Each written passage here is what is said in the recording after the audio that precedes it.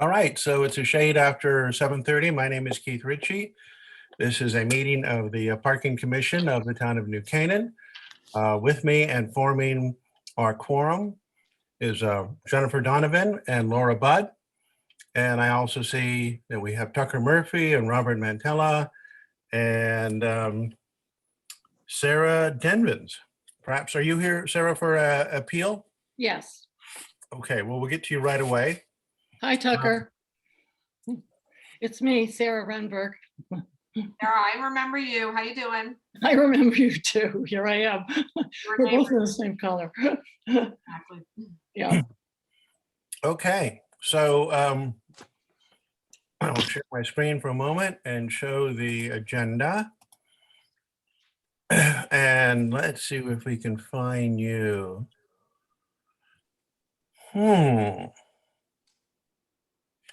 It's Number number nine. 9. Yes, it is. Sarah Renberg. So, number 9. Number 9, there you are. Okay, loading zone. Now let me stop share. Let's pull up some of this other material. Let's see here. Give me a second to pull it up.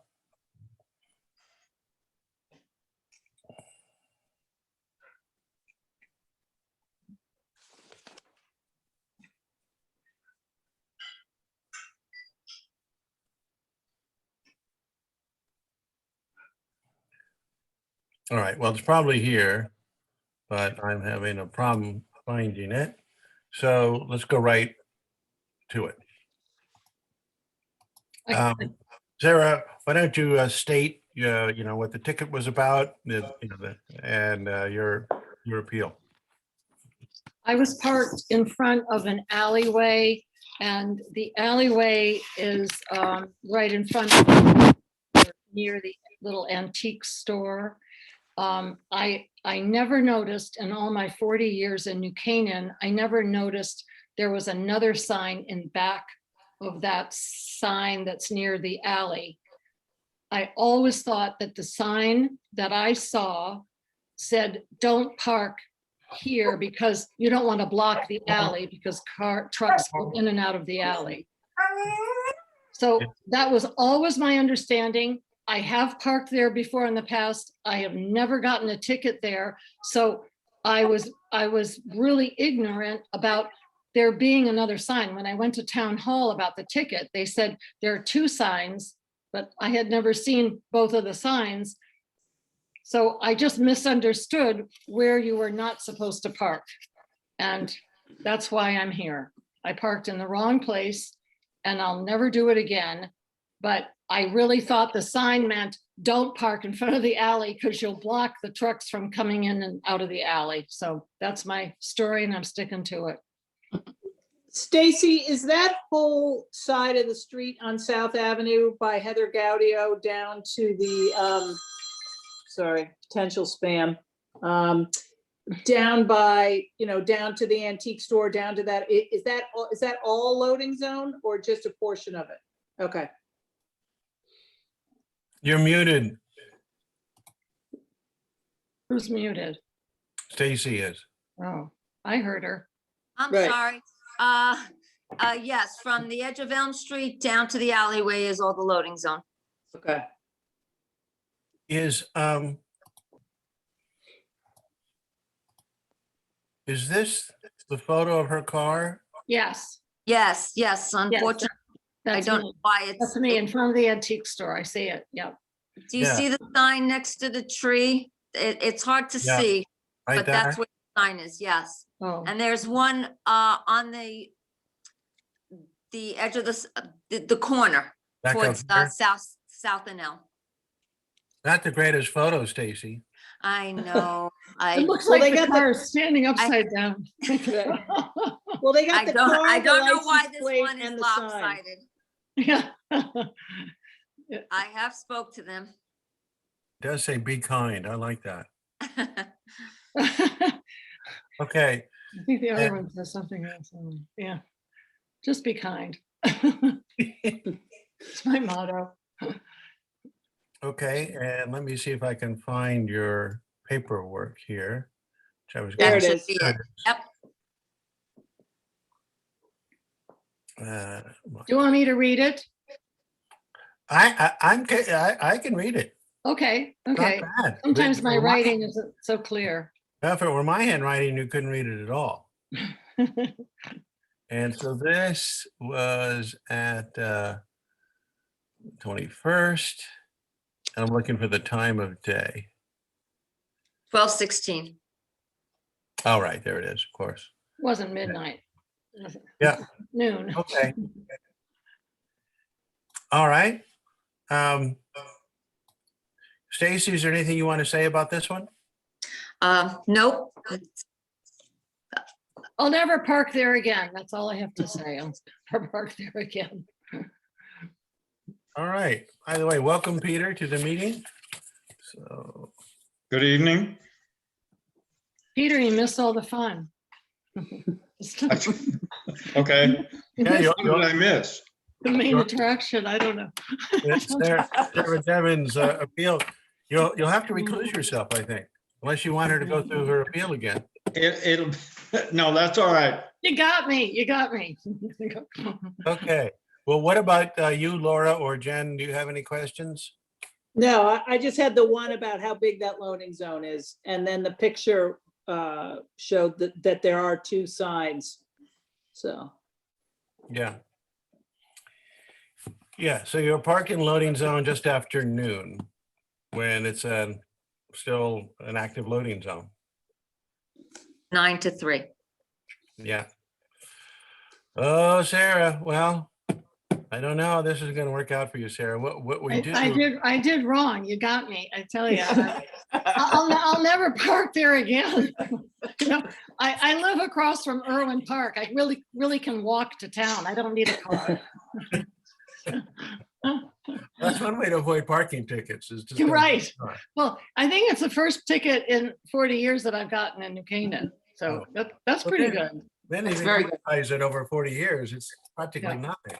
Yeah. Right, but so our protocol is we go through the appeals for, and I see there's another gentleman here who may be here for an appeal. And then we go through other business and then we circle back and we decide the appeal. So you're welcome to stay for the meeting. It's a public meeting, but it won't affect the results of your appeal. And we'll let you know by mail. You'll let me know by mail. Okay. Yeah. Well, it was very, very nice to meet all of you. I think you do a great job and I'm sure justice will be served. thank you. I love it. Okay, Okay. thank you, Thank you, Sarah. thank you. I hope to Okay. not bother you again in the future. Okay, so let's move on. I see we have Drew McGrattan. I'm gonna sign off now. Yeah, okay. Bye, Okay. Sarah. Bye-bye. Thank you, thank you. Drew, are you here for a parking appeal? Bruce, you're. No, I'm He's your a new commissioner. Maybe I should appeal that. Oh, well, welcome. This is Well, news to thanks. me, Tucker.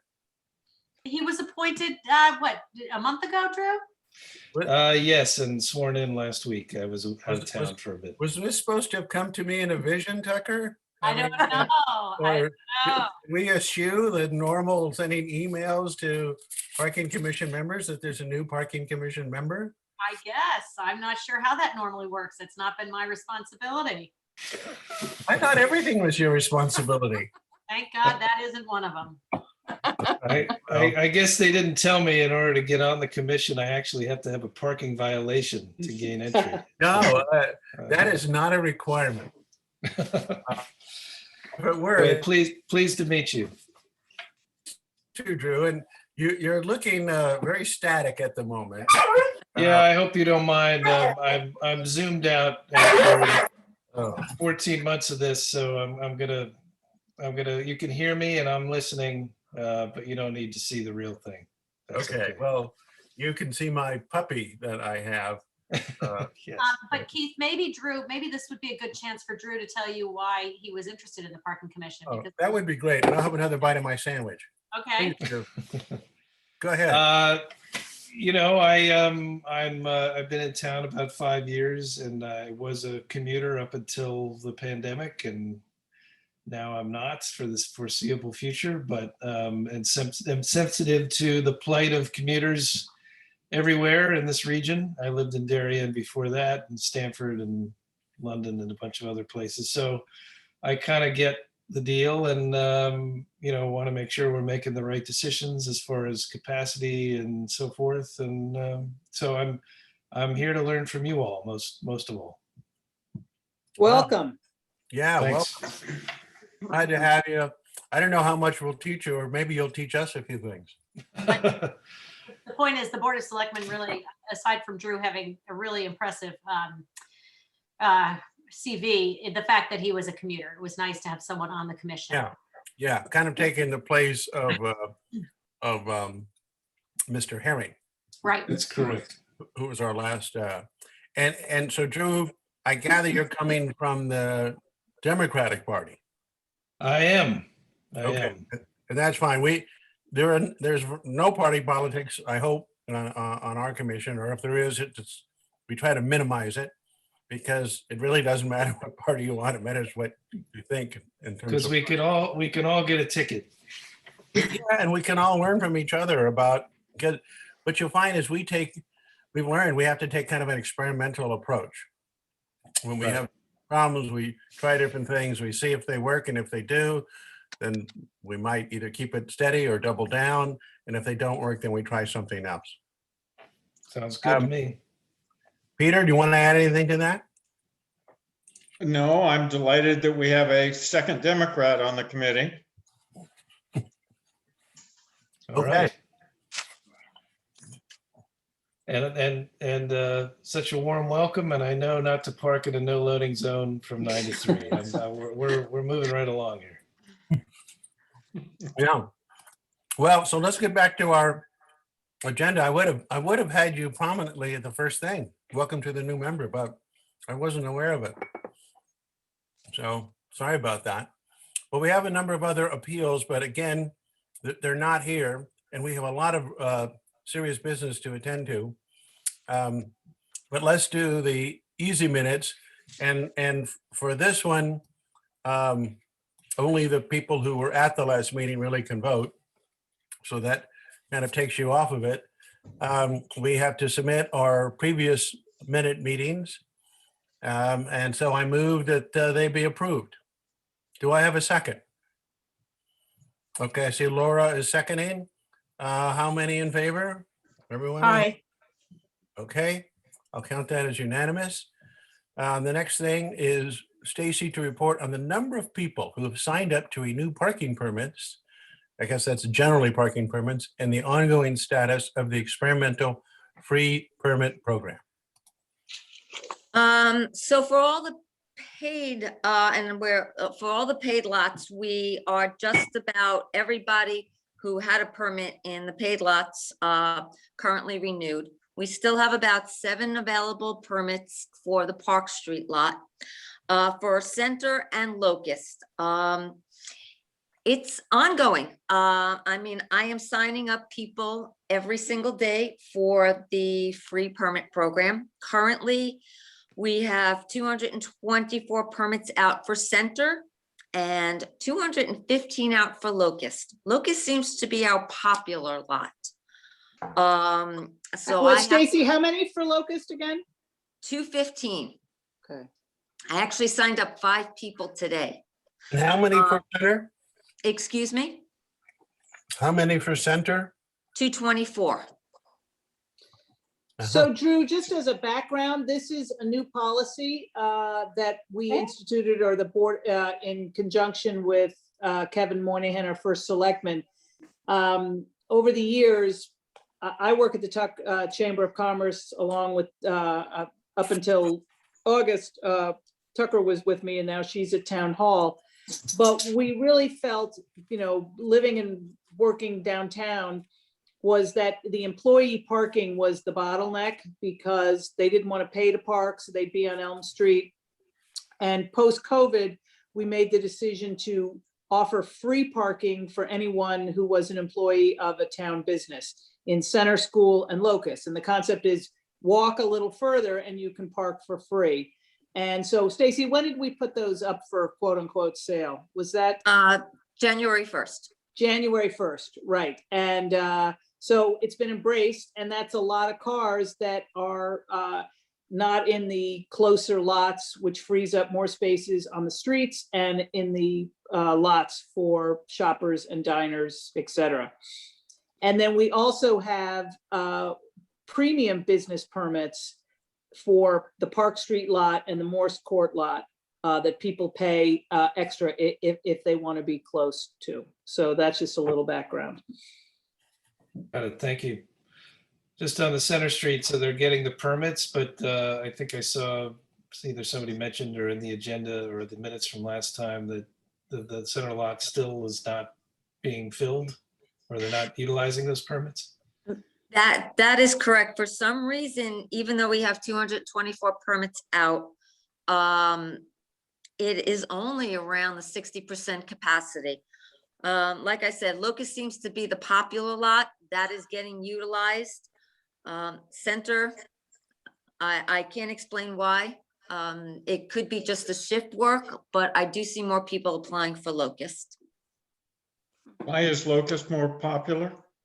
I don't know, because you would think people who are closer to Locust would ask for the permits, but I am finding that people who I would think would be closer to Center opting for Locust as well.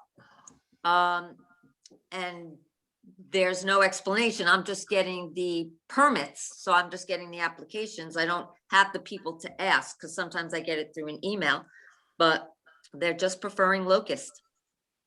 I'm a little confused. Didn't you say we have 215 people who have gotten the free permits for Locust and 224 for Center? Correct. Yep. Okay, so there's still more for Center.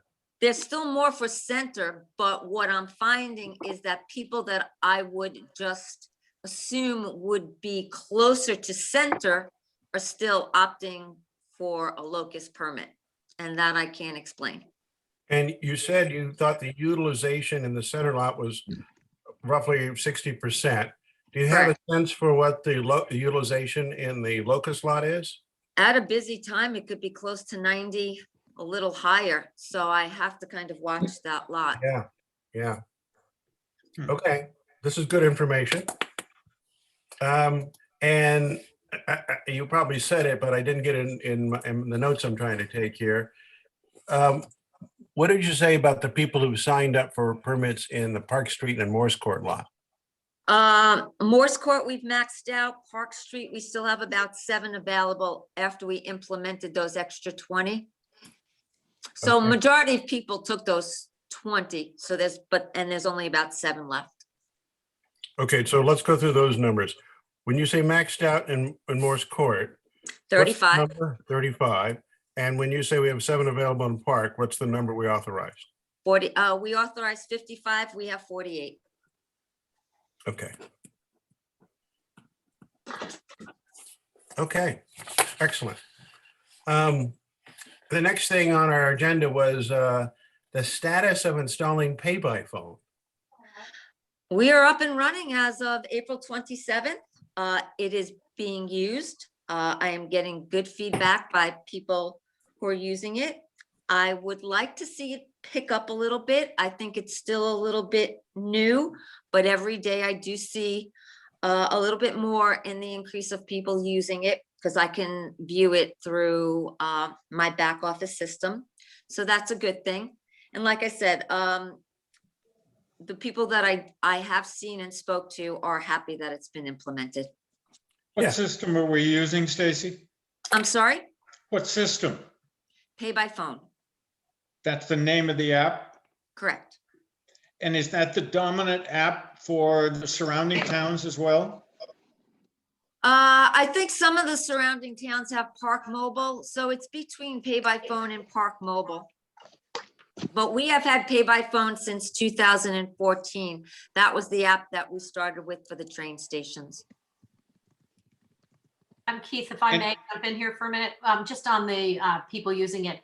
We are in the process, Stacy and I are in the process of getting a press release out about this, but we were waiting until after tonight's meeting because we know there's going to be some other discussions happening tonight that might affect that press release. So we have a press release written on the pay by phone that will certainly spur more people to use it. We've just held off this week until after tonight's meeting.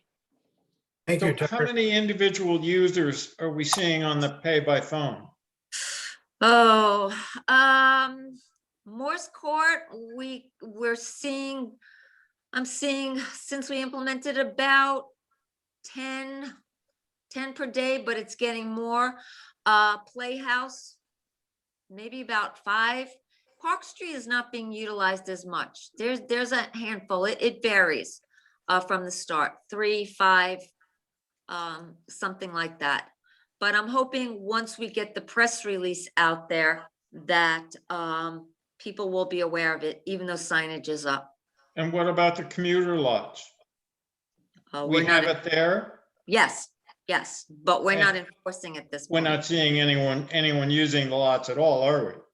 Yes, a few, and I do see people use it 4 or at town. 5, Yeah, not many, but right. So what has then happened with Boxcar? there are, well, at Talmadge, I'm not seeing Boxcar utilized yet. At When I St. drive by, it's vacant. Yeah. At St. A's, there is 2 people that must be on like a monthly plan. Yeah, So- there seem to be 3 or 4 that are consistently there that are every day. consistent. Yes, and I see that. But I don't believe they're commuters. I think they're one of the businesses that have made an arrangement with Boxcar to utilize their spaces. Yeah, because if they were commuters, they would have known they could still be Correct. parking for free. Correct. Good, thank, yeah. Thank you. Hey, Tucker, just let me go back to Drew McGrattan, our new member. Well, what is the term that he was appointed to? He's fulfilling the rest of Chris Herring's term, which I believe expires through December 2022. Okay. I believe. I can confirm that with you tomorrow, Keith. Yes, please. Would you I mind think sending us that's a it. copy of his I will. notice? Thank Sure. you. Okay, so let's get back to our agenda. Thank you, Stacy, for the good information. And now let's go to new matters. And this has come up. So the question is whether we charge for parking in the Park Street, otherwise known as Playhouse lot, on Saturdays. Currently, we do not patrol or charge for parking in that lot on Saturdays. But we do charge for parking in the Morse Court lot on Saturdays. Arguably, having this free lot undermines the effort to get workers to park in the Locust and Center lots on Saturdays when parking is at a premium. We try to look back to see what the history of why we didn't charge for that lot, and honestly, we couldn't find it. But there is signage up there that clearly says we don't charge on Saturdays. So the question is, do we want to continue not charging for Saturdays, or change our view on that? We are not talking about charging on Sundays. We don't charge in the Morse Court lot. We don't charge in the Park Street lot or Playhouse lot on Sundays. We're just talking about Saturdays. So it's just one day for that one lot that runs from Park Street to behind the movie theater. Excuse me. It is always crowded on Saturdays. That's because I park there during the week, and when I come into town on a Saturday, it's a completely different scenario. It's always packed on Saturdays. Both, from what I understand, both Park and Playhouse is Yeah. very packed on Saturdays. And one of the reasons why this came up is we were afraid that if we continue to let it's what happened this winter too. Even people with the employee permits will park there because they can all day. So we want them to stay in the lots that we've just given them for free and not use the Park Street and Playhouse lot. And maybe they are parking there. Maybe that's why those lots are so I'm busy. sure there's some of that. Sure. All right, so Okay. what do people think about it? What do you think, Peter? Sounds to me like we should be charging. Laura? Stacy, is it possible for them to run through that lot and see, can we get a report that says how many of them have permits to park in Center or Locust? Is that technically possible? Sure. I mean, I can have Mike, Mike is the only one right now that patrols on Saturdays. I can have him, you know, he would have to run every plate right now. But yes, there is a way to do it. Absolutely. I think it might be interesting to do that for a couple Saturdays and see if our feeling that it's employees is true or not, before we make a decision. Because if it is, then yes, I think we should. But if it's not, and it's just a lot of people shopping and stuff like that, then I'd feel a little differently. The other change So in, why are we charging at Morse Court then? I don't know. That's just the way it's always been. Yeah. It Jennifer, what seems do to you think? me we ought to have the same policy for both lots. Yeah, I don't disagree with that. Jennifer, what do you think? Every Saturday I park in the Playhouse lot and I love it because it's free. So I don't know.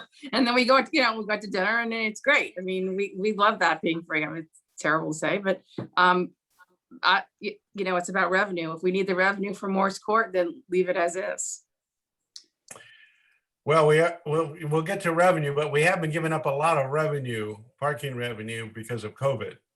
And if that lot's being utilized, maybe this is a ready source of revenue to kind of replace some of those others.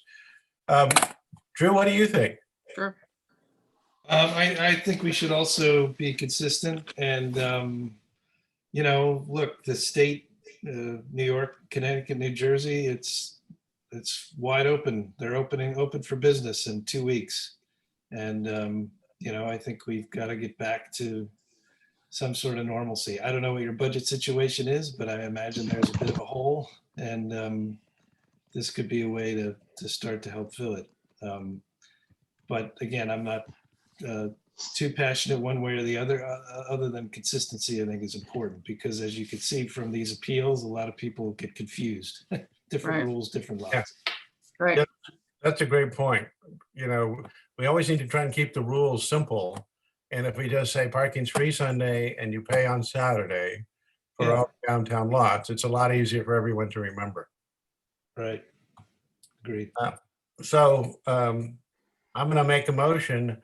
I move we start charging for that lot so that's the Park Street Playhouse lot for Saturdays under the same rules that we apply Monday through Friday. And obviously, this would go into effect only after we replace the signage, which Correct. currently says it's free. So this is something several weeks out. So that's my motion. Do I have a second? Second. Thank you, Drew. And then all in favor? Raise your hand. I see two. I sort of see three. I don't see, oh, there it is. Very good. And Laura's holding back. Listen, we need money. We need money. I'm holding back for data, so I'll say no. Okay. And Stacy, if it's not too much trouble, would you get the data? Because, we have, it'll probably take a month before that sign can be replaced. I'll give it a try to get sooner, but probably I would say about a month. I just think it would be good to have that data so we could say this is, either why we did it or we either did it for consistency only, or we did it also for consistency and to get people, Right. workers. But also out give- in that lot. It also give me the opportunity to have it, the data, not just one Saturday, but several Saturdays, Yeah. so that you can see the consistency. Yeah, I don't want shoppers and diners, and hopefully one day people going to the movies on Saturday not to be able to find a space because of employees when they have a free place to park. But I want to make sure that that's the reason. Yeah, on that point, Um, it really should be that for all of these lots, that we stop enforcement at 5 o'clock. Now, we do as a practical matter, but the signs really should say, if they don't already, that it's free parking after 5 PM. So someone Well, who's actually, dine for dining doesn't have to worry about it. Right. we do only enforce until 4 o'clock, and there is on the machines that information. I think the signs are consistent with what the ordinances say. So I think that's why the signs say 9 to 6 if you read the town ordinance, but we only enforce up until 4 o'clock. Yeah. I And mean, it I does, and we put it on the machines. I think it would be better if they said 9 to 5, because there's a lot of early diners, but I guess 9 to 6 isn't too terrible. I know what's interesting with the pay by phone, I was in the Morse Court lot on Saturday at 1, and I had downloaded the app and I was all happy to go in and pay. And then it said, we're not accepting at this time. So, It was a mistake. Yeah. What had happened was, they didn't set it up for, Saturday.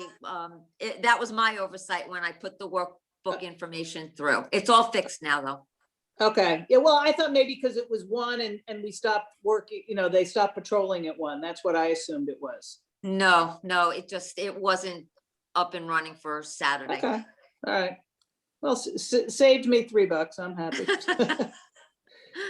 So what will the sign say, Stacy, that we're talking about? To be consistent with Morse Court, it would say enforced Monday through Saturday, Sunday and holidays free. I'll just double check that sign, but I believe that's how it's worded, in Morse Court. Okay, so And that, if not, I will make sure it's worded exactly like that. yeah, okay, that's great. I think we're all on board with that. I'm So, happy to take a paintbrush and change it from 9 to 6 to 9 to 5. I will. get a magic marker. Electrical tape works well too, trust me. Okay, so now let's talk about the parking permit survey results. And we got Tucker here who knows more about this than Laura, I guess. And so hang on, I'm gonna stop share here and I'm gonna start sharing with this one. And that should be this, which will view. All right, can you see that? Yep. Okay, Tucker, I'll go through these, but please, Yeah, just take use over. the background. This was a group effort. Stacy, Laura, and I sat down to come up with these questions. What we really were trying to assess was to get some sense of if people were planning on returning when and if they were planning to return to New York and renew their commuter permits. So we sat down and devised 5 or 6 questions, which you'll see here. It was very straightforward. The average time that it took someone to complete this was less than 2 minutes.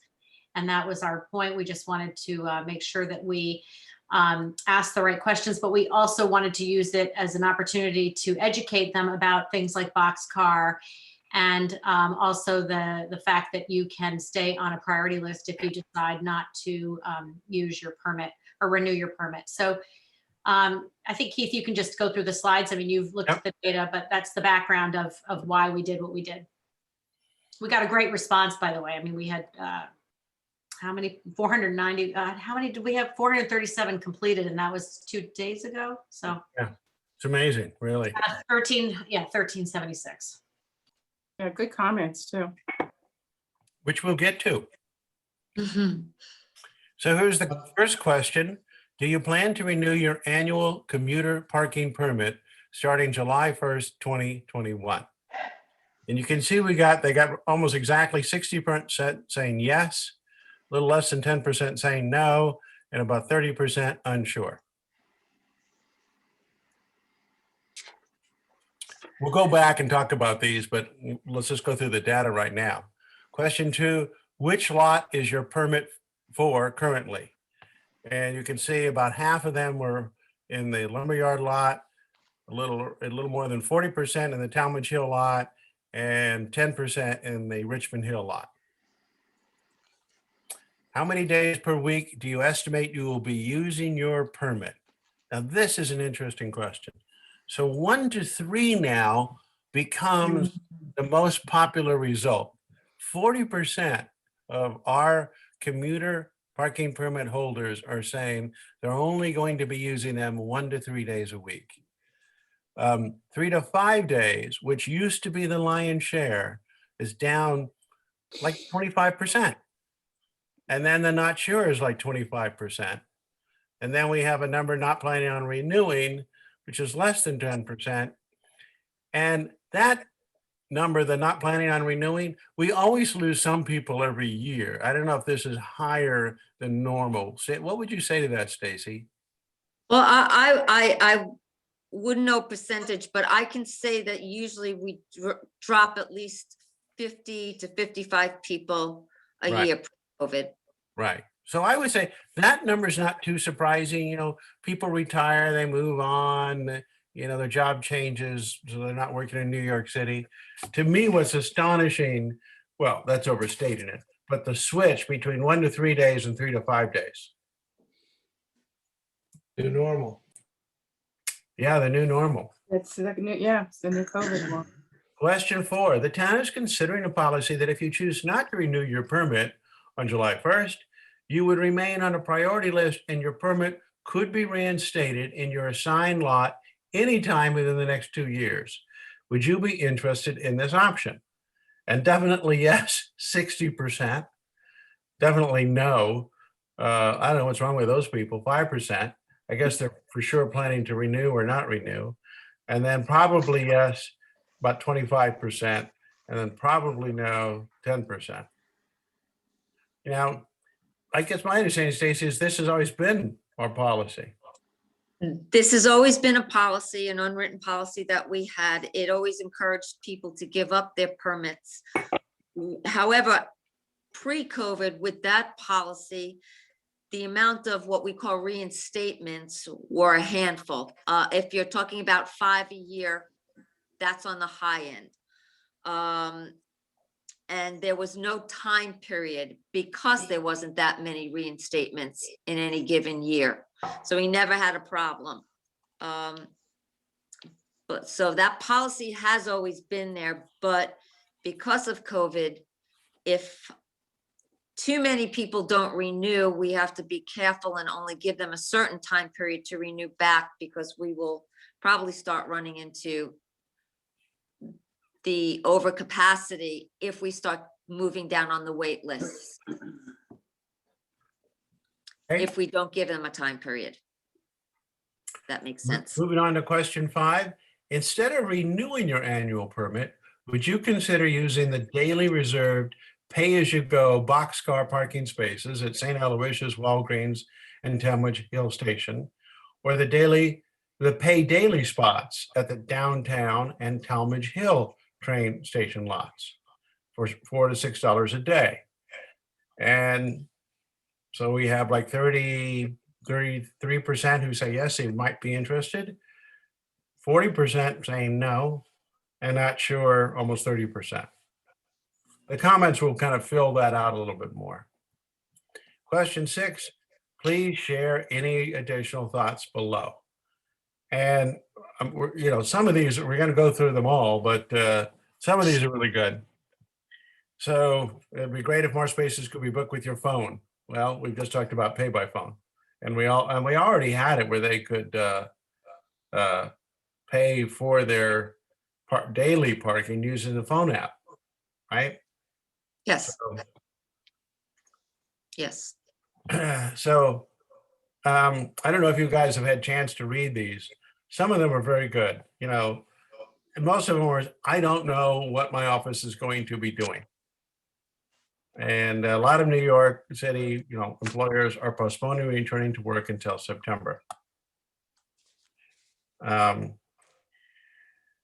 might use parking a couple days a week, so a full yearly permit seems like an overkill for my needs. I will be open to getting a lumberyard pass versus Talmadge Hill.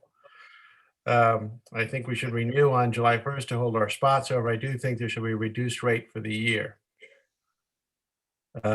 Look, some of these are, just generic. I think the town should delay the date requiring renewal permits, given many are not back to work and the trains aren't running direct from New Canaan. So those that are back are driving to Darien and other places. And then honestly, very happy with the system as it is now. I prefer a yearly pass as I will start to commute once again, things begin to open up. I drive, and I think they meant to say Darien, but more often now I find traffic heavier, and what used to be an hour and 50-minute drive can now be close. Oh, I guess drive into the city. And now it's closer to 2 hours. I don't know if we want me reading through these. But if I you have assume to, everyone read them. Keith, I think we've all read them. Yeah, and I've there are read them. 160 of them. no, I copied each and every one of them onto these, so you'd have a chance to see them. Because we had a hard time, Okay. electronically just transferring the results of the Survey Monkey onto PowerPoint. So I had to kind of do it by cut and paste. But Keith, I think from my take on this was that the recurring theme is the train service to New Canaan is so bad that I'm going to commute out of Darien. And it doesn't make any difference what the parking situation is. It doesn't make any difference when you renew the permits or what you charge for them. The service is so bad, Darien has a compelling advantage. So we shouldn't be focused on this parking stuff. We should get the first selectman involved with a railroad. You got to have through trains. Well, yeah, I'm not sure how much influence the first selectman of New Canaan has with the train system. But I do agree with you entirely that But that's what your comments indicate. There is certainly a theme there that, hey, I'll just drive down to Darien and take the main line whenever I need to go into the city and skip this darn permit. But then there were a number of people, though, who say, I love the convenience of knowing I can go down to that station, I'll pay my annual fee for the permit, and hop a train. It may be slow, but I know what I'm getting into, and I know I'll get a space on the train. And because you saw 40% of people still wanted, still wanted to renew. I think what that comment goes to also is, should we be charging a premium price for what used to be the premium lot, or should we cut that price way down, or should we delay before we charge? And so as a commuter, I'll give our new member, Drew, a crack at this kind of thinking. Are we better not to wait till September 1st to charge for permits in the lumberyard lot, or just start charging in July, but charge, for example, half as much as we used to for an annual permit? What do you think, Drew? It's intriguing. I like the sound of the latter. I haven't sort of done the math on what that might do if given the numbers you're expecting. But it seems fair. I think there was one comment in here, and I did not read all these ahead of time. Sorry about that. Okay. It does seem unfair that we're charging for something. Are we charging for something that they're not getting? I guess. No, they're getting it, but they're not using it. Right. Because they're not needing to use it. Yeah. I don't know. You threw me a fastball here. I gotta chew on that. All right. Well, let's go to Laura and Jennifer then. Go ahead, I'd Laura. rather delay, because if we lower the rates, you can never bring them back up again. I don't want people to be paying for something that they're not using either. I'd rather delay to September if we really feel like people aren't going to be using it this summer.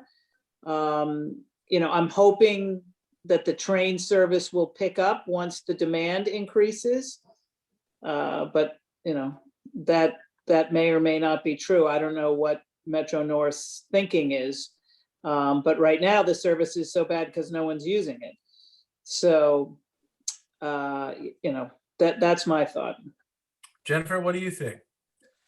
I think after reading all of this, I realized that we have to be flexible. I mean, I think people's jobs are flexible. I think people's commuting schedules are gonna be flexible. I think, I mean, everyone I know that used to work in New York City isn't there yet, and they're not even there 2 or 3 days a week. They're not there at all yet. And I always think September is a good time to renew because you come out of the summer and the kids go back to school and you renew your parking permit. That makes sense to me. July never made sense to me. So I would say flexibility, give everybody what they want and be flexible. But September to me seems like the time to discuss it again, because I don't think we know where we are yet. Okay, so yeah, let's stay with not the rate. Let's stay with the time. So right now, as our last meeting, it was July 1st. You know, what do we think about just putting it off until September 1st? Laura, you're in favor. Peter and Drew, I'll get you to weigh in that order. Peter? September. Drew? September, I'm convinced. Yeah, that's very convincing. I think, you know, we got to see what happens over the summer. More employers are going to announce, you know, the situation in the city is going to change in terms of the health metrics. So, yeah, that makes sense to me. Okay. Keith, So before I put motion in, oh, go ahead, Tucker. I was just going to suggest back to being flexible, one other thing that we could do is for those that are going to renew in July, so it doesn't solve the timing thing, but let them renew in July. And then if somebody wants to renew in September, let them renew in September and just prorate it. Sounds good. That's what I mean by flexible. Well, That's just great. because we do need the revenue. I mean, we're losing, the parking department has lost a lot of revenue this year, and it's fine. We expected that, but if we saw 40% say they plan on renewing, Then let them renew. let them renew. Yep. Well, sounds- okay, so but that brings me to my second point, which I kind of, well, there are actually two. One, a fact question. Stacy, if we just moved to September and we did not start in July, when would you need to get notices out to make it work? For September, Yeah, to make it work, I usually like 6 weeks, so that would go out mid-July. Okay. So we could cover it in our early July meeting. Okay, Correct. Oh, yes, yes. If you wanted to wait till the July meeting, absolutely. okay, I have all of August, and we're planning on doing it through email notifications, so that saves time as well. okay. So let's go back to the rate discussion, which is, it's part and parcel of the delay discussion, but it's a bit different. So I think Drew used the expression, the new normal. We all accept that there will be a new normal, particularly for parking. I have a hard time visualizing that we'll ever go back to people working, you know, commuting virtually every day into the city. And I mean, not that anyone really worked every day in the city. Even when they were commuting, they would be traveling sometimes. They would still work from home.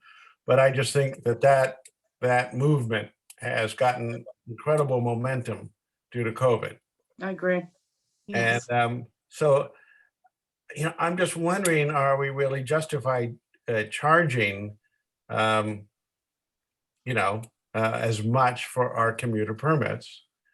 On the other hand, we're basically for Talmadge Hill, we're charging roughly what we're charging for the commercial lots, right? Correct.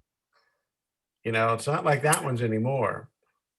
And I still believe we need to charge a premium between the Talmadge Hill lot and the Lumberyard lot. And I'm skipping Richmond Hill for a moment. So what do people think that, you know, should we try to keep the Lumberyard lot at the same price, or what's your thoughts? Can we take a slight diversion for a moment? And Stacy, my question is about the license plate readers. Okay, Supposing we were to offer people a 3-day-a-week permit, could the license plate reader monitor and tell us that any one family was parking there 3 days a week and not 4 days a week?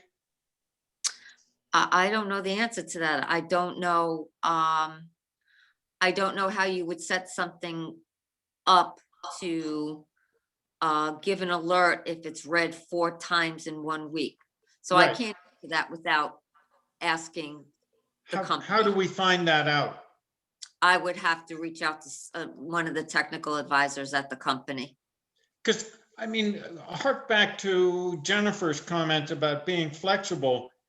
These people want permits that will allow them to go to the city 3 days a week, maybe 2 days a week. And I think they're a totally different class of people that want to go in 5 days a week. Yeah, but So, there's always been that. excuse me? There's always been people that use their permits more than others, but we charge Yep. the price for everybody. The question is, could we not use the license plate reader to accommodate that flexibility? You The know, answer for you right now. I think you're asking a lot of Stacy's team, and I'm a viewer of keep it simple. You know, to me, if we want to say that more people now are not using it for the full 5 days, we should we take it down 20%, or not start the renewal until September 1st, and that effectively gives them 3 free months. So you've taken it down by 25%. On the other hand, if we have 40% of the people that are willing to pay full price to renew, maybe we should capture that money. I admit I don't have a clear view on this issue. For these issues, I should say, because it's way more than one. They're all mixed together. Can we The other- ask Stacy to look into it from the technological point of view?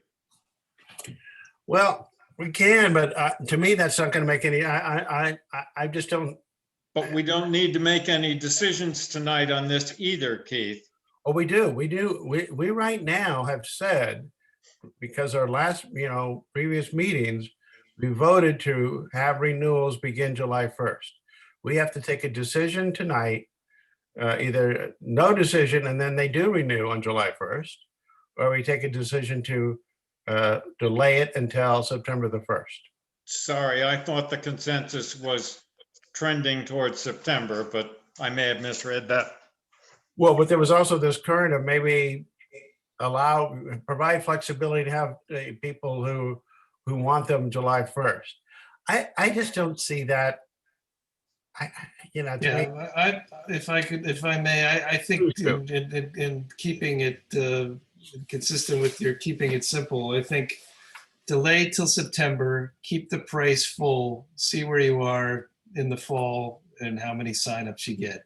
I don't think there's enough information on what's I going to agree. happen I agree. until we're well into a recovery here, to set rates. Because as I think Tucker said earlier, somebody, once you start lowering rates, you can't ever get them back. So let's not lowball, high demand, which could appear virtually overnight if things improve. So I think a delay, it's a good compromise. Delay, but keep prices high. That's fine. all right, let's make I that agree with a that. motion. And I'll second the motion. All in favor of delaying renewal till September the 1st and keeping the rates the same. Okay, unanimous. Well done, Drew. You made one motion and it was unanimous. All right. Stacy, what do we know about what the other towns are doing? I'm happy with our vote here, but just as a point of reference. Oh, we've discussed this in previous meetings. Yeah. The towns, the surrounding towns have been business as usual for months already. That's their what I renewals- thought. Okay. Yeah, their renewals have gone through. They, to them, if people didn't want to renew, then they don't renew, they lose the permit. there was no priority list option or anything like that. Okay. So basically, yeah, their business as usual. All right, I'm happy with our position here. I think it's the right thing to do. One question, Stacy. I mean, Yes. you said it's business as usual, but we don't really know what their demand response has been, right? Like, are their lots full? Or are they half full? No, I do not know how many, like, people renewed, but the only thing I can answer to is the fact that they sent out their renewals to people who had current permits, like it was the regular renewal time. And their answer to me when I asked, like, if people didn't want to renew, what happens? They were just like, if they don't want to renew, they don't renew and they lose their permit.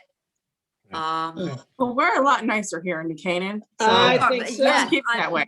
Oh, Yes, let me no. make 2 observations. One is their train service, because almost everybody else is on the main line, Right, hasn't suffered like our train service has suffered.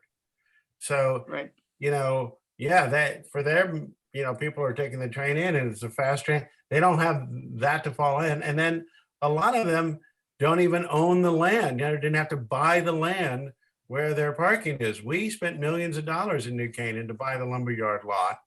And, so we're entitled to try to recover some of that cost. I still, so I wanted to give Tucker a chance. We've made our motion, we passed it, but what do you think about the September 1 delay? I think that's fine. I mean, I do. I think that's the fair thing to do. I just, when I saw so many were willing to renew in July, I was trying to think how we could really keep everybody happy. But honestly, I think doing it in September is the right decision. Okay, well, that's always good to hear. All right, so let's get May I back. ask one question? So I Sure. do understand. When we renew in September, is it going to be at a prorated rate, or are we going to do September to a September? I think we go to September for commuter Okay. bus. That was at least my thinking of and my reading of our discussion. Okay, just want to make sure. When, like Jennifer said, it's better calendarization to have Yes. it begin in September. Does that mean that we lose all that revenue between July and September?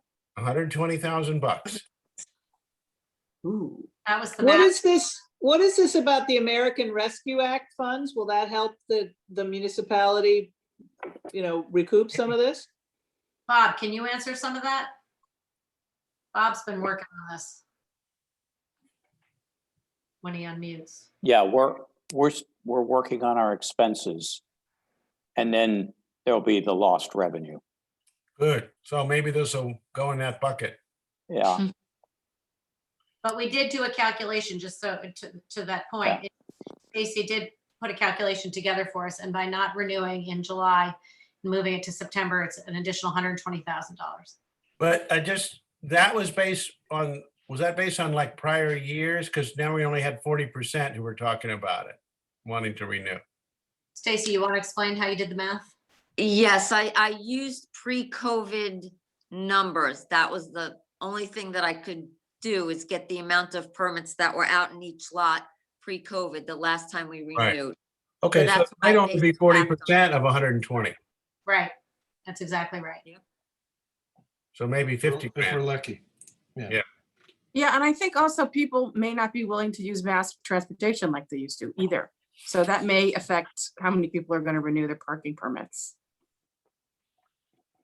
Well, what's nice is we'll be able to get more people off the waiting list. Stacy has a long waiting list always. Good. And what's also nice is you built up this email database. I'm sure it's still, there's some holes that need to be filled, and that you can communicate with our commuters quickly now, which is great. Yeah. So Yeah. we're down to less than what, 100 names, Stacy? I'd say maybe about 120. I think I was down to 140, and then I've gotten a couple of more. So to be conservative, about 120. So, but every time I speak to somebody, Yeah. I double check and I've been adding as we go along. And the survey also, a couple people reached out to you from the survey to update their email addresses. So that- Correct. Yep.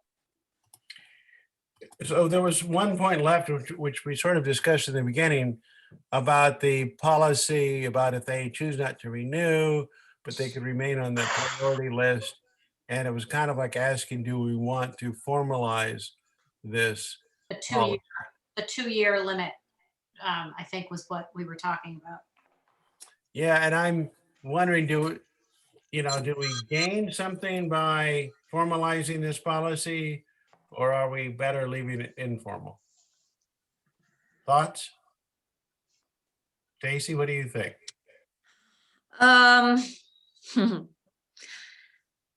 My only concern is if we don't put a time limitation on it and we let anybody who doesn't renew want to renew whenever 5 years down the line, and we start moving down on the wait lists. And as things get better over the years and people might be going back, we're running into a capacity issue. So that is my only concern, where if, we give them a 2-year time period, we can manage the wait list. But if we don't give them a time period, we might run into some issues. Again, nobody can tell, but that would be my only concern. I think that's a pretty compelling argument myself. Do we all agree? Yes. Keep it 2 years? Okay, so I move, we convert the informal policy into a formal policy of a 2-year, putting people on the priority list for 2 years, and then that's it. Second? Okay, all in favor? Aye. Okay, great. 5-0, we have our 2-year priority. All right, and now, While we're at it, should we be talking about extending the overselling of each of these lots? Given they're grossly underutilized today, why don't we oversell them? well, if you're talking about the lumberyard, yeah, I think once we start recommencing, then we ought to be, I totally agree with that. So why don't we have Stacy put together some recommendations for how much of an increase on the oversell? Okay, but I guess let's see when we start renewal. I was just gonna say, we would have to see how many people are renewing before I would attempt to give an answer to that. Oh, let me ask a knock-on question now. If someone parks in the lumberyard lot today and they don't have a permit, are they getting ticketed? No, we're not enforcing those lots. Okay, No. yeah, so I think but I agree with you, Peter. We ought to, if people are gonna go down to using lot 1 to 3 days, we can triple or quadruple sell that lot. Okay. Yep. So let's get back to our agenda, and we have one more kind of big, exciting topic, the discussion of EV charging station recommendations. And I will now stop sharing that and start sharing this one. And I guess we need to give some background on this presentation. So, and Tucker, if you're there, you can weigh in. So Kevin Monahan wanted us, the Parking Commission, to recommend where we would put EV charging stations, given a budget of $10,000, which is what we have. And, but it was a little amorphous, and it seemed like it was also, let's come up with a plan for future years. What will New Canaan's approach and response be to the ever increasing number of electric vehicles? And so we started this task force. We reached out to Leo Carl and Laura, and also Mr. Herring, our prior parking commission member, who you all recall was always hot on electric vehicles, and myself, because obviously I have one. And Leo Carl went ahead and put together a presentation to take to town bodies to push this. And he already had a presentation to, what did we call it? Teflon? TDAC, Tourism and Economic Development Advisory Committee. Teflon. He presented at our last meeting. Yeah. And again, there's a lot of good information in these slides. I really don't want to go through it all. But when you get down to the bottom here, which is kind of difficult because there are a lot of slides. So it's like where? And think higher turnover cars, say for 1-2 hours. So downtown parking, restaurant parking, tourist sites, event parking, and a library. So right now we have a $10,000 budget. Won't go far, but at least we have something.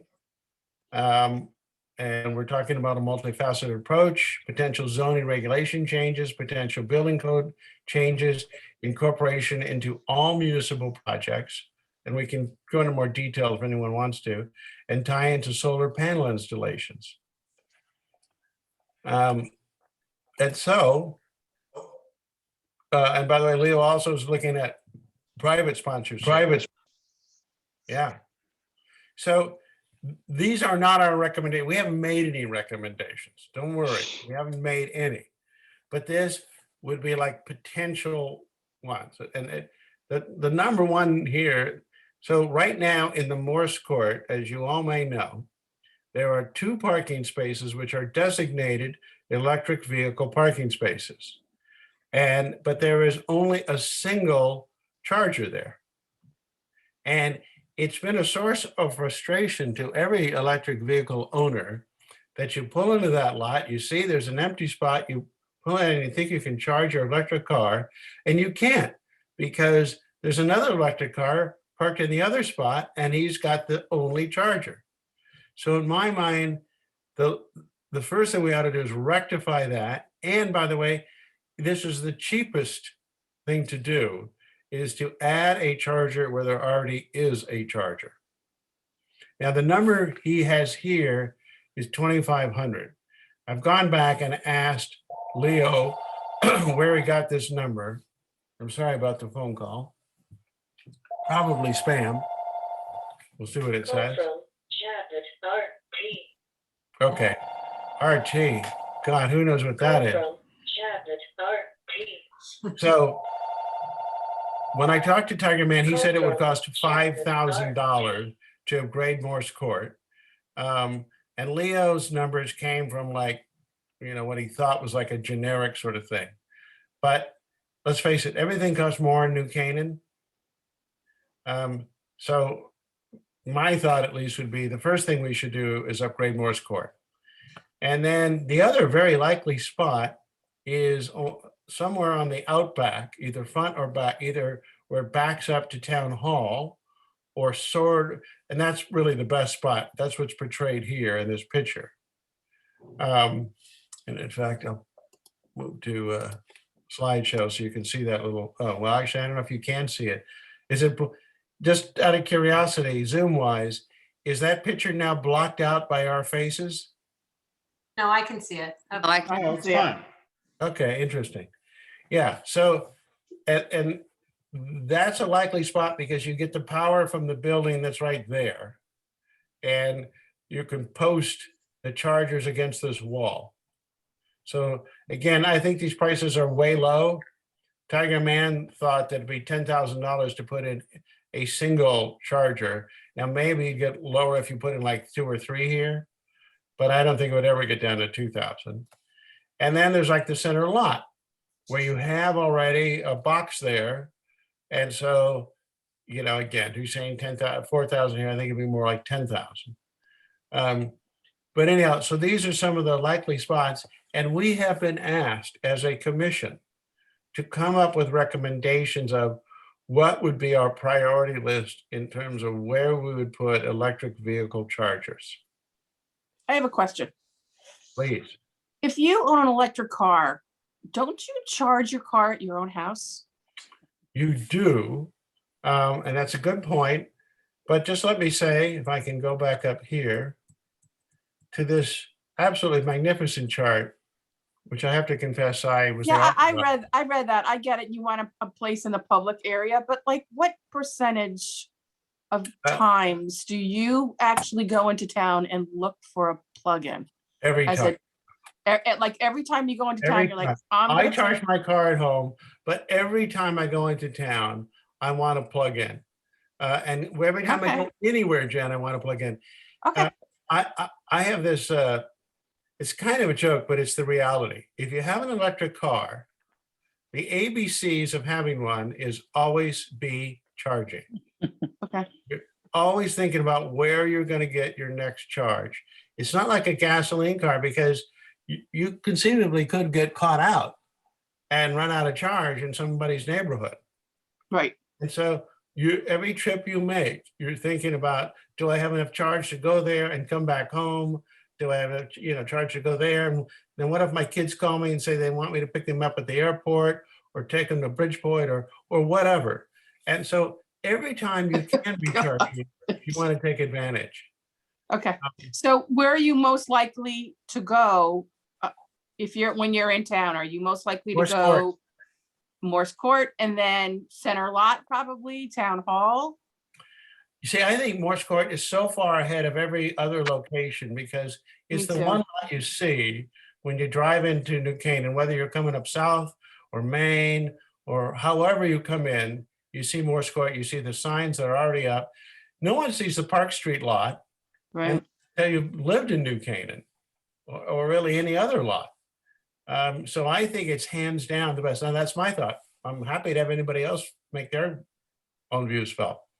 The only other thing that I would add is I did ask Sebi, to our tax assessor to tell me how many Teslas we have registered in the town of New Canaan, and we have oh, I 100. could have told you that. Yeah, we have 175. And that's just Teslas. That's just Teslas, right? Because I tell you, I tried it, as I said, I tried to park in that charging station. I see now electric BMWs, Yeah. a number of other cars, strange ones, Right. that are parking in there. Well, whoever thought Stewart's was a good idea doesn't live in this town. Putting one in Walter Stewart's. I mean, that parking lot is a nightmare. Mm. Yeah, I agree. Anyhow, So Anyway. Kevin, who pays the electricity? the town does, but I tell you, it's minimal.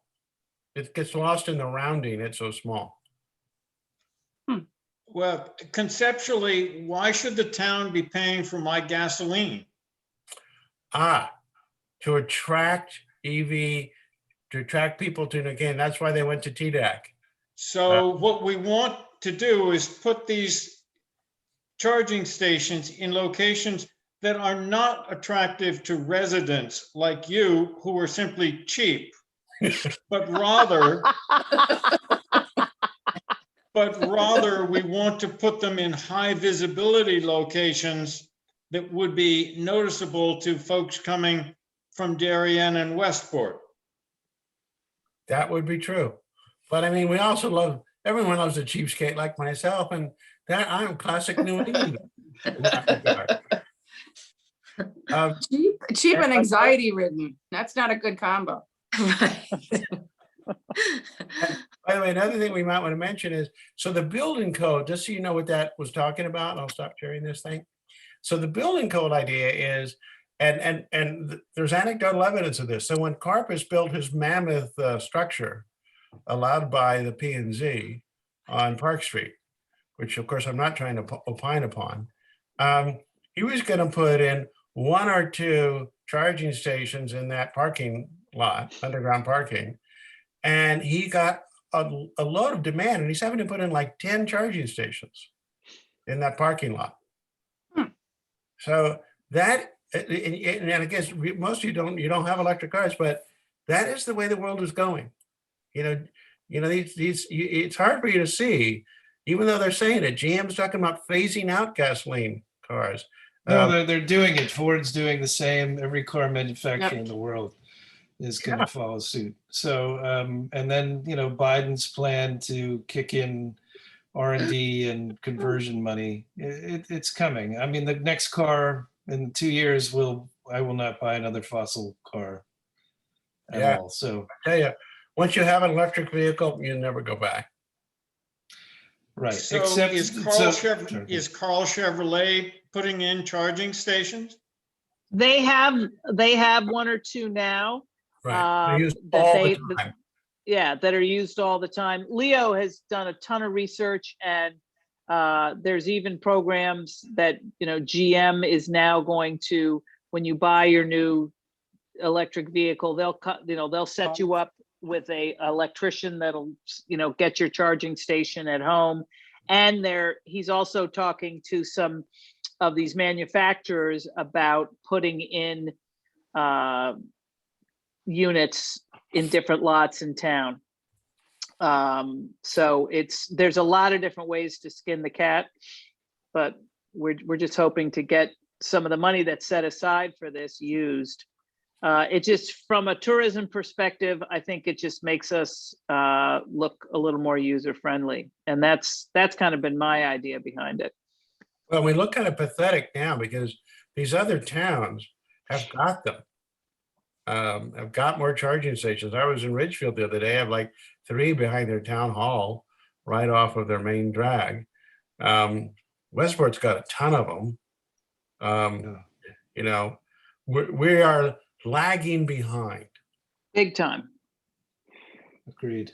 And- So my question is, what is the goal here? Is it to use the 10,000 and get a quick win? Because I could easily see, you know, us using that money to do the proper deliberation research, because there's fast charging, level 2, level 3, what's going to be the most useful per your earlier discussion about somebody who's a little bit farther from the merit, away from the supercharger, who needs, you know, doesn't want just an extension cord to kind of get them 5 miles down the road, you know, but wants something a little more. I don't know. Or is it just to spread them around to be, you know, a little bit more convenient? Or is it more of a show and you know, plant your flag at the Morris, the lot that already has the charger, and just make a bigger kind of visual spectacle of it. So there's lots of different ways, as Laura said, to skin the cat here. What do you think is our remit? To come up with a plan or spend the money now? Because we may never get Well, that another was dime. exactly the question that I had. And I talked to Tucker. That got her to wake up. About was our role here to make a plan up or just talk about the 10,000? And what I got back was it's both. We should make recommendations about, you know, because the 10,000 is only going to tackle the low hanging fruit. Let's be honest. That's a 1-year thing. It's the low hanging fruit. But we also want to have a plan, which is where Leo Carl is taken off. And he's going to be like talking to the Board of Education now about convincing the town bodies that this is something that's important and that New Canaan needs to do just to stay up with the times. And again, you know, in the scheme of the town's $100 billion, $1 million budget, we're not talking about spending a lot of money here. We're going to try and get federal money to help us. We're going to try and get private money. You know, we're not talking about, I mean, no one would have an appetite for this becoming a major item on the town's budget. We're talking about first $10,000. How would we spend the 10,000? And then 2, do we kind of support, you know, this, and do we support the idea of asking like big new building contractors, if they're going to build a multi-unit place, to install maybe, I don't know, 10%. If they're putting in 10 units, put in 1 charging station. If they're putting in 20 units, they'd be required to put in 2 charging stations. I mean, if we have the remit to, you know, make those kinds of calls on sort of building code or, you know, development policy, then I would say, use the 10,000 to come up with a comprehensive town-wide EV policy. Like, here's where chargers need to go, not only in parking spaces, that we control directly, but, every, multi-family or should have, a certain proportion, as you said, and that should be at this level. And yeah, I mean, I think that's more sexy to have a comprehensive plan that's well thought out and that has some numbers behind it, rather than just another dinky charging station, which will get used, don't get me wrong, but, I'd rather sort of have the plan. Plans are very popular these days. See, I kind of think Leo Carl has kind of done sort of the plan, because I think the plan is more or less the sales pitch. And that's gonna be happening now. I mean, there's no stopping Leo Carl.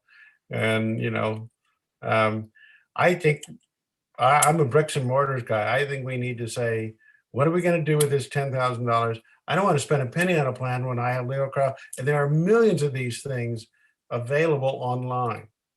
I'm not a huge fan of spending money with experts on plans when, you just look through these PowerPoints. All the information is there. Can I ask No, another but- stupid question? Good. Why ahead. don't you have charging stations right off the highway? Well, they're on the highway. There's like one in Greenwich on the Merritt Parkway. Is there one in New Bus Canaan? stops on the highway. No, we don't Okay, have but a highway in New Canaan. What No, highway are you You thinking have of? the Merritt going through. So is there like, where those big garages are where we house all those big trucks? Would that be attractive to somebody coming off the Merritt to know that New Canaan has 5 or 6 Yeah, plug-in right. areas? They're not gonna come into New Canaan. They stop right at the rest stop behind those buildings where there are already charging stations. Okay, so we want to get them in town is what you're saying. Right. Yeah. Okay, Want them to come and go to dinner and plug in and that kind of thing. so we want them in public parking lots. And you said that there's 2 behind the Ridgefield Town Hall. Do you think behind Town Hall is a good place to put them? But I think that town only hall is appeals to someplace- residents. I think Morse Court's better. Go ahead, Peter, sorry. I think you ought to put all the money into Morse Court and put 2 totally different locations at Morse Court, double or triple the existing one, but then go to some other location within Morse Court, because that's the only one that is visible to Yeah. folks from Darien and Westport and Greenwich. Otherwise, we're just providing fuel for cheap residents. That's not the object. Except for Keith. It is cheaper to put these stations in, these charging stations in on places where power already exists. And that's why the building, like the annex, was of interest. But to put a freestanding one without any electricity being available, the cost is Right. about 2 or 3 times as much. Yeah. Many times. So put it down the line from Morse Court, the existing one. Right. That Yeah. You makes- got power. I mean, I certainly think we ought to do one there and then, because again, Tiger Man is saying it was gonna cost $5,000 just to do one. Okay, at Morse Court. And he said if we were to do one, if we were just to put in, use 10,000 at the Outback behind Town Hall, he was thinking it would be like 10 grand to do the first one. Now then the second one's much cheaper. Once you have built in your electricity to this area, then it's not that expensive to add new, cables to make additional charging stations. But again, you also have to be careful about giving up the parking spots. Mhm. And Well, if we've got 7,000 Teslas in town, No, 125, 125, then that's a pretty 170. decent percentage. Yeah. That's a pretty decent percentage. I don't know, it makes sense then more of them in Morse Court to me. But that does then say that a gas fueled car can't park in those spots. Yeah, Yeah, but we've had that. The one thing about the low hanging fruit in Morse Court is we have 2 spots designated for electric vehicles with only a single charging station. Yeah, that should be, that, yeah, Right. should be I changed. gotta think that goes rectify without that. saying. gotta rectify that. So Yeah. to me, that you do that one, and then for the other 5,000, I would say, let's see if he can, if Target can put in one behind Town Hall. And then see how it works out. And Leo's also looking into he sent me an article the other day. There's a grant, I don't know if it's a GM grant that he was looking into where we might get some money. There's GM grants. There's gonna be federal grants if Biden gets his infrastructure bill. Right. I wish the chat worked, guys. I was going to send you a link of a California company that makes these chargers with a solar panel above them. You don't have to hook them up to power at all. And, you know, someday maybe that's the solution for a commuter lot, but it's pretty slick. Well, Leo Anyway, on that, by the way, he said where the town has been putting these solar cells on tops of buildings, that it's a great time. You know, when you do that, simultaneously put in a charging station. Sure. But the freestanding idea is appealing because then there's no hookup and connection costs. Anyway, I'm all for the Morris lot thing. I may have misunderstood, you know, what the Carl plan is. I guess, you know, yes, there are lots of plans out there. You can look online. I don't think nobody on this call, and it doesn't sound like Kevin needs any convincing. It's just, you know, what is the policy going to be going forward? You know, and as you say, new buildings get built, new infrastructure gets planned, and without consideration of this is like a needed factor going forward. I feel like, you know, that's an important piece of policy that needs to get worked out in one of the commissions, one of the departments. Yeah, I'm glad you put it that way, because one thing you'll realize the longer you're on the parking commission is how limited our authority is. We can make the recommendations to like P and Z about changing the rules about new buildings, but we have no power to cause it to happen. We just can make recommendations. Well, so I think maybe we've kind of exhausted this. So I would move that we would recommend installing an additional charging station in Morse Court with the $10,000.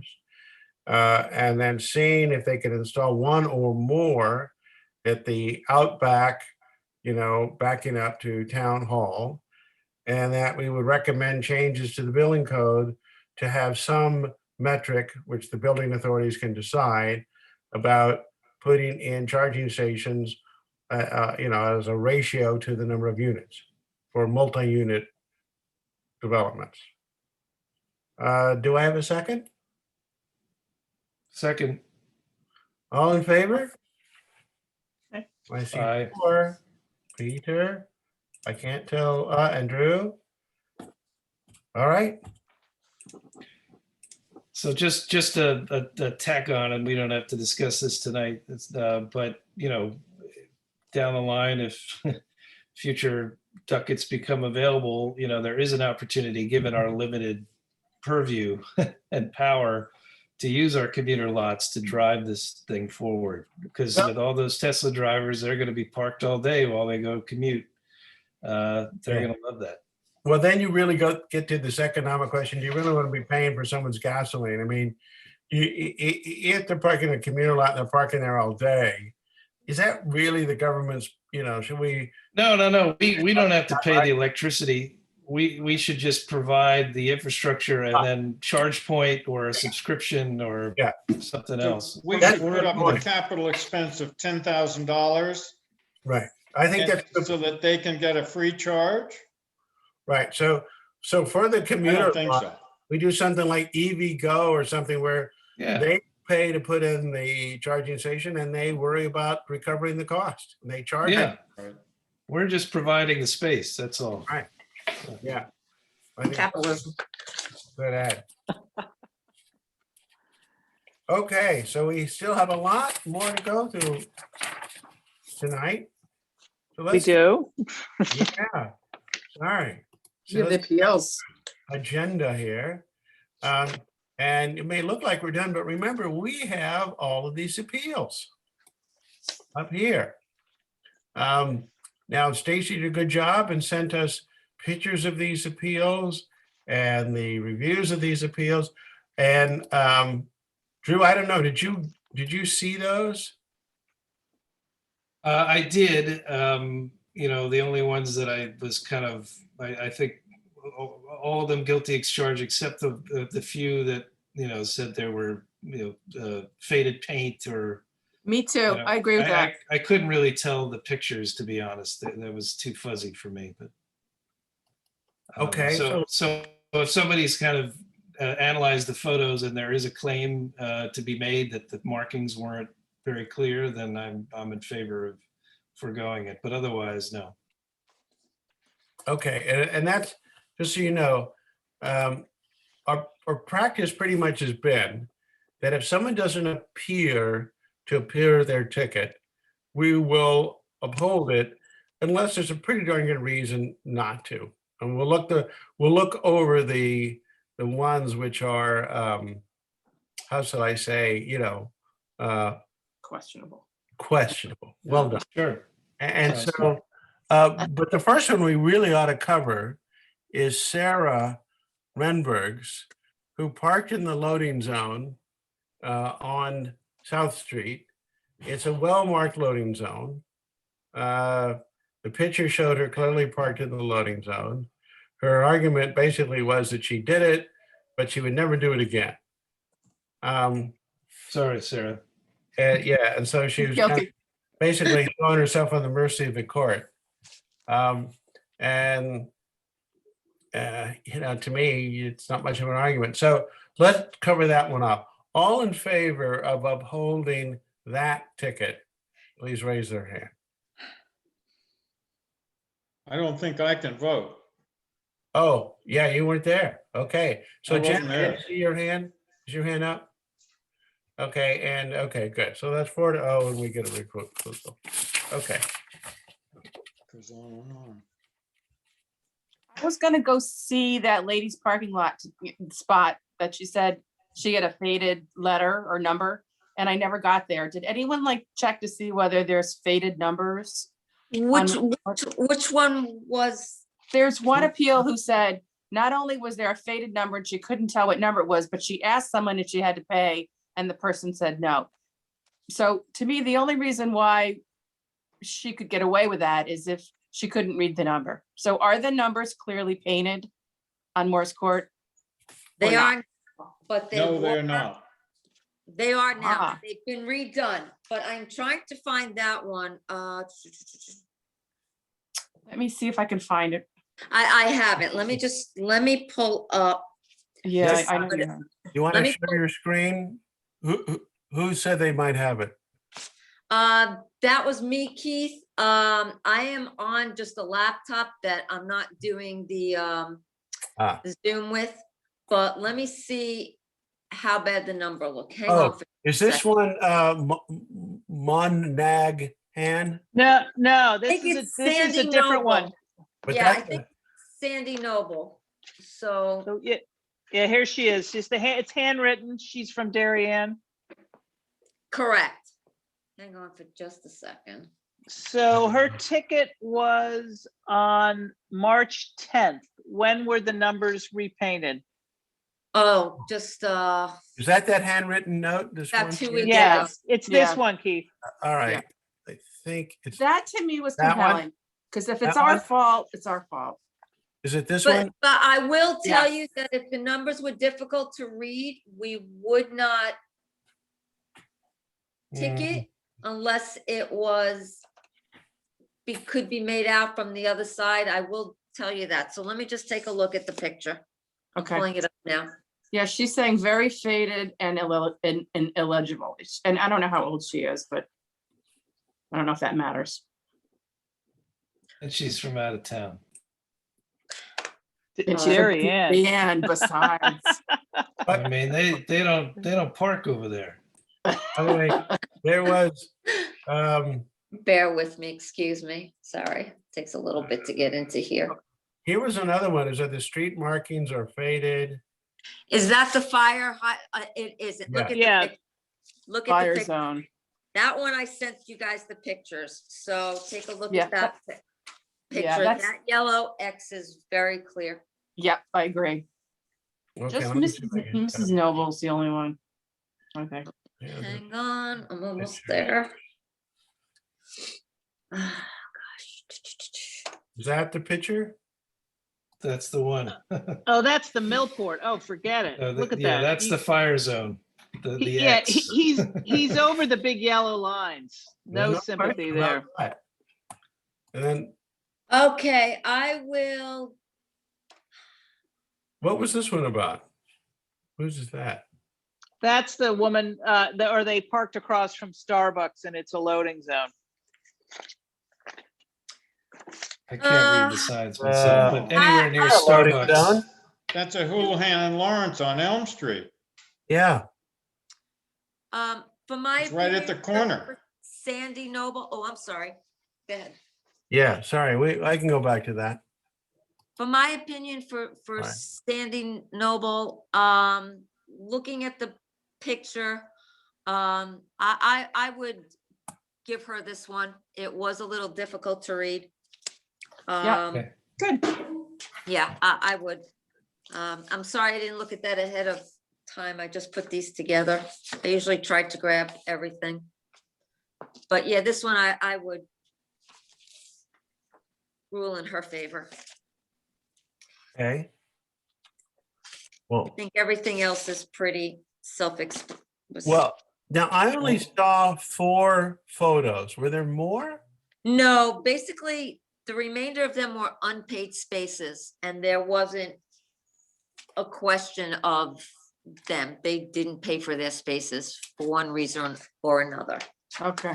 So Except that Michelle Stan- Cantor with her big wampin, whatever, SUV, she just didn't pay for that? That doesn't even look like. No, Michelle Cantor was in a loading zone That's a loading zone there? No, that's not. a Yes. It's loading not a zone. loading zone. It's not a on loading zone. Elm Street. Yes, that's a No, loading it's zone. not a loading zone.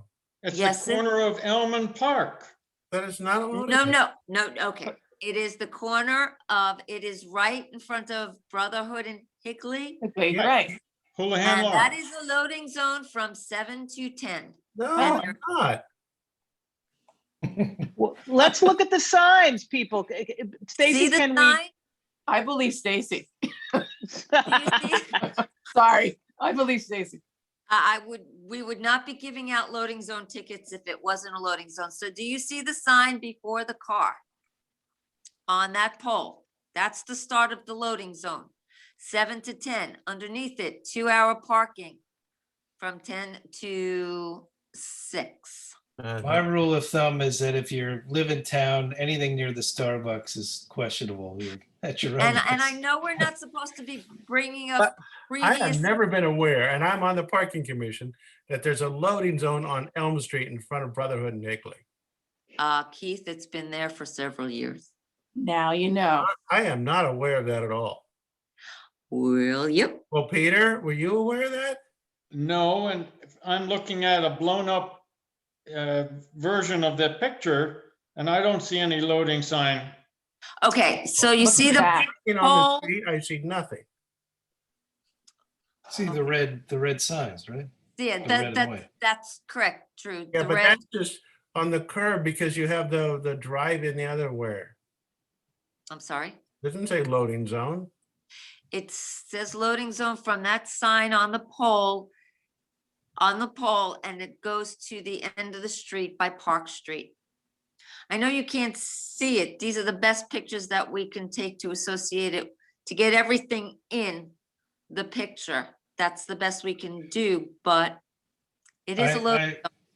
I motion to give Keith and Peter tickets right now. Honestly. I would listen to it shouldn't Stacy, be a guys. loading She knows zone what she's and talking about. should be for And park- I will tell you, I know we're not allowed to bring in history, but she got a ticket in 2019 for the same reason in the same spot. Okay, I just. Done. It shouldn't be a loading zone Done. anyhow. It's not appropriate for that to be a loading zone. There's never a Police truck, commission needed a there's loading never been zone. a truck ever that's parked there to unload. I don't know why the police commission did it. It was, I think, even prior to 2016, because I wasn't, I've never seen it. And by the way, so that's another thing, That's- you should, that's for No, another but- meeting, Keith. all our new members is that we don't choose where loading zones go. We have no control over on Right. parking. The police did this without any consultation from us. I don't ever remember it happening, and I'm stunned that we ever considered that to be a loading zone. It's just stupid. I bet it's a Starbucks thing because of the way their lot is. Yeah, but no That could be truck true. who's delivering to Starbucks would park across the street. They'll park in Starbucks. Right. True. It's just stupid. Well, but you've got Franco's over there. You've got other businesses. You've got, Franco's got an alley in the back way where they do the deliveries. There's no one, I've never seen a all truck. right, well, making a take it up delivery with here. Leon. You can That'll take it be up in with the next Leon meeting. and I- Paul I Foley. move that Trust we. me though, it is a loading ticket. zone. Is I it, want a is lawyer it, Ticket. if it's from 7 to 10, maybe the police use it or want it to watch the they station. don't. It's I mean, clearly signed. Why are we trying to defend a bad police, decision? This shouldn't be a loading zone. Put a charger All there. right, well, Let's we're bring not it gonna up in the solve next- that tonight. Right. Yeah, we can. You resolve it by letting the guy off his ticket. That's No. all we can address. But No, it's because clearly it No. is a loading zone. No, no, and no. What happens to No. the next person that does it? We let them off too, and we let everybody. No, Keith, Let's have a vote. Let's have a vote on that. Well, we have to vote on it. police vote of commission conscience. meets, Say, let's have a vote right now. All right, let's have a vote. And this is the ticket of Michelle Cantor. By the way, what, and her, when she had her written thing, let's see, we can find that. She's number 4.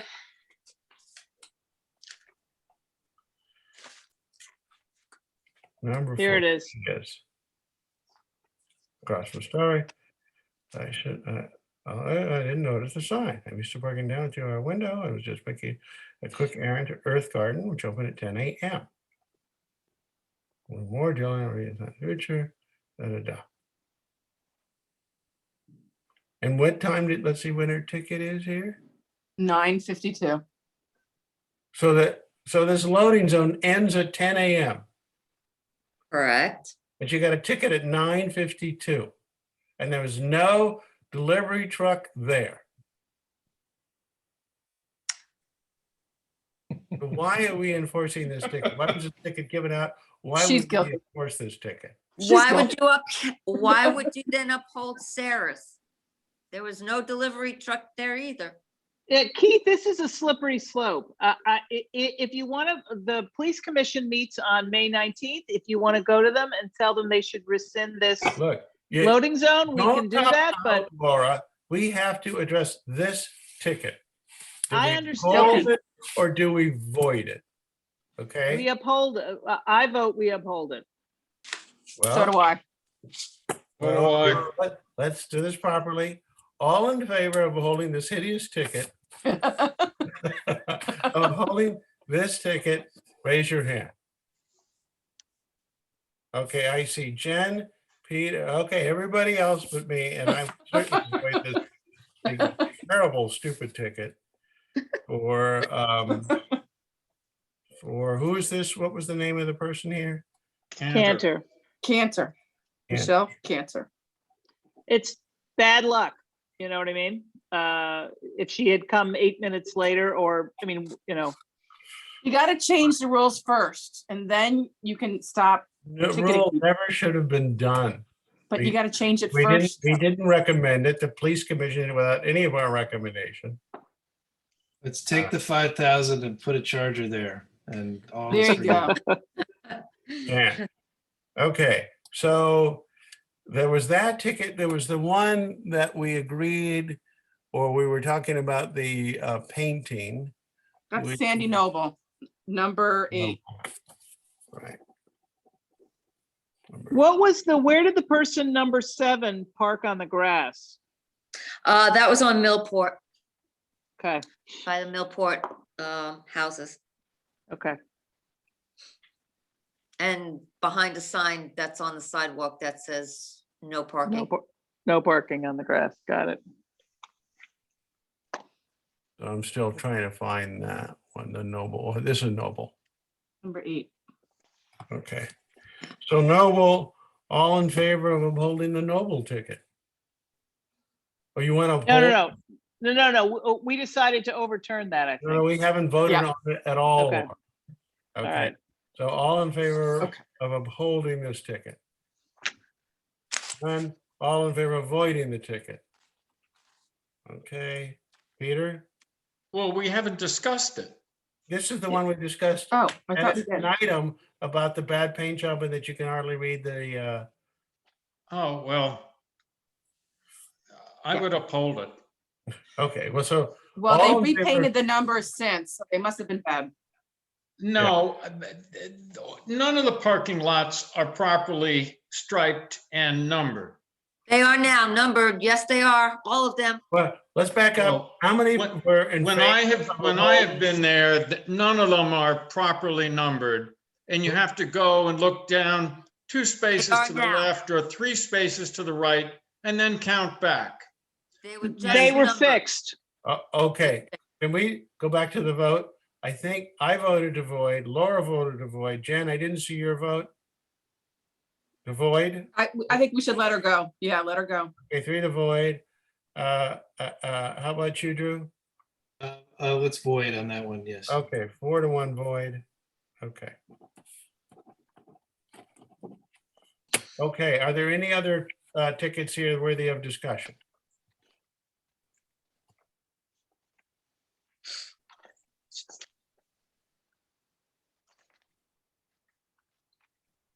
Entrance, and which one is this one here? Oh, the Oh, antique. that's the woman we saw. There was one Yeah, I that's was, what we saw.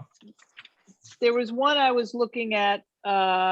It's Janet Amore, so it's ticket number 1. So what is the chain of events that she paid after she got the ticket? Is that Correct. just bad timing?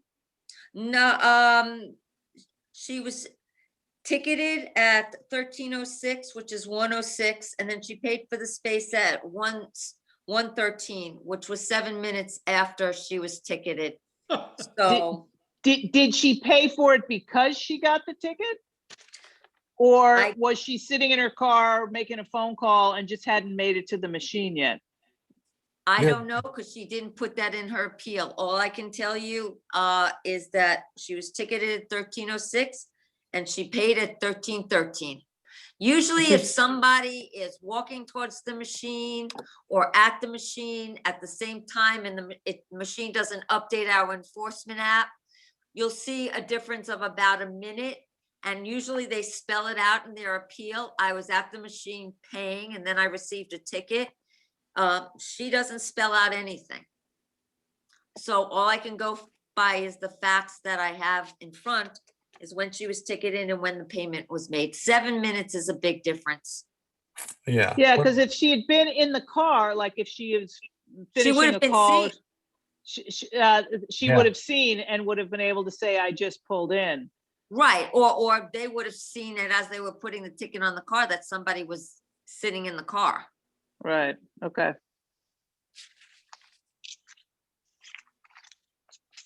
Yeah. And that says 1300, I guess. 1313, which is 113, yeah. Is when she was when she paid for the spot. Yeah, She okay. was ticketed I 13. So this is a whole, we should be upheld. Any other tickets worthy of discussion?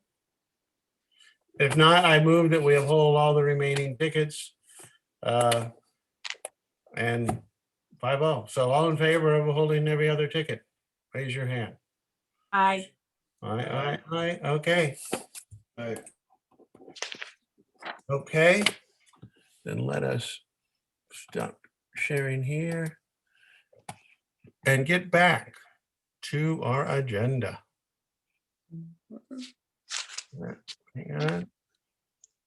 Well, Keith, my battery is going to give out because I didn't have an EV station. So I have 7 minutes. So we're I hope almost you can- done. I hope you actually can think we finish are done. this in 7 minutes. Okay. Where's my free charge? He We said we're says. done. We're done with this. We're done with the old minutes. We covered the EV. Oh, all we have is input from the parking department. Stacy. You covered everything. We're good. All right. Okay, excellent. Well, thank you all. Then I move that we adjourn. All in favor? Bye, everybody. Excellent. Aye. Aye. Okay, Aye. the time is 9:18. Nice to meet you all. Thank you. Look forward to Thank working with you, Drew. Take care, Drew. Thanks. The parking. Bye. Commission. Cheers, everyone. Bye. Cheers. Bye.